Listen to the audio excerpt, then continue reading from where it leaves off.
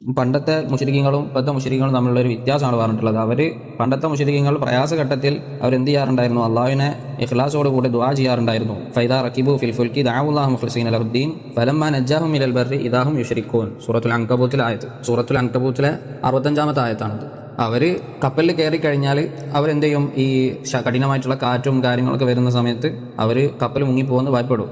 കാരണം പണ്ടത്തെ കപ്പലാണ്, നമ്മൾ ചിന്തിക്കണം. അതുകൊണ്ടാണ് കഠിനമായിട്ടുള്ള കാറ്റ് എന്നൊക്കെ പറഞ്ഞു കഴിഞ്ഞാൽ തിരമാലകൾ എന്താണ്, മല പോലെ ഉണ്ടാകുന്ന അവസ്ഥ. അത് അള്ളാഹു സുബ്ഹാനഹു വ തആല തന്നെ എന്ത് ചെയ്തിട്ടുണ്ട്? മറ്റുള്ള ചില ആയത്തുകൾ വിശദീകരിച്ചിട്ടുണ്ട്. വൈദാ ഗശിയഹും മൗജുൻ കദ്ദുലലി ദഅവുല്ലാഹു മുഖ്ലിസീന ലഹുദ്ദീൻ. അവരെ മൂടിക്കഴിഞ്ഞാൽ എന്ത്?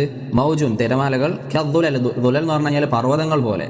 അപ്പോൾ അത്രയും കഠിനമായിട്ടുള്ള കാറ്റും കാര്യങ്ങളും വന്ന് തിരമാലകൾ അവരെ പർവ്വതങ്ങൾ പോലെ മൂടിക്കഴിഞ്ഞാൽ എന്താണ് അവർ ചെയ്യുക? ദഅവുല്ലാഹു മുഖ്ലിസീന ലഹുദ്ദീൻ. നമ്മൾ ഈ മുമ്പത്തെ ആയത്തിൽ പറഞ്ഞ പോലെ അള്ളാഹുവിന് വേണ്ടി മാത്രം, അള്ളാഹുവിനെ മാത്രം ഇഖ്ലാസോട് കൂടെ മറ്റുള്ളവരെ വിഗ്രഹങ്ങളും കാര്യങ്ങളൊക്കെ ഉപേക്ഷിച്ച് അവരെന്ത് അള്ളാഹുവിനോട് മാത്രം ദുആ ചെയ്യും, നിഷ്കളങ്കമായി ദുആ ചെയ്യും. എന്നിട്ട് എന്താ പറഞ്ഞിട്ടുള്ളത്? ഫലമ്മാ നജ്ജാഹും ഇലൽ ബർരി ഇദാ ഹും യുശ്രിക്കൂൻ പറഞ്ഞിട്ടുള്ള ആയത്തിൽ അവരെന്ത് ചെയ്യും? അങ്ങനെ അവരെ അള്ളാഹു സുബ്ഹാനഹു വ തആല രക്ഷപ്പെടുത്തി കഴിഞ്ഞാൽ, കരയിലെത്തിക്കഴിഞ്ഞാൽ അവരെന്താ എന്താണ് ശിർക്ക് ചെയ്യാൻ തുടങ്ങി. ഫഇദാ റകിബൂ ഫിൽ ഫുൽകി ദഅവുല്ലാഹ മുഖ്ലിസീന ലഹുദ്ദീൻ فلما نجاهم إلى البر إذا هم يشركون ليكفروا بما آتيناهم وليتمتعوا فسوف يعلمون. അപ്പൊ ഇത് അങ്ങനെ സംഭവിച്ചിട്ടില്ല. അപ്പൊ അവർ ചിന്തിക്കുന്നില്ല മറ്റുള്ള മുശ്രിക്കുകൾ ആരാണ് അവരെ കടലിൽ രക്ഷപ്പെടുത്തിയിട്ടുള്ളത്? അത് അള്ളാഹു തആലയാണ്. ആ അള്ളാഹു തന്നെ കരയിലും രക്ഷപ്പെടുത്തുള്ളൂ എന്നുള്ള കാര്യം അവർ ചിന്തിക്കുന്നില്ല. മറിച്ച് അത് ചിന്തിച്ചിട്ടും പലരും എന്ത് ചെയ്തു?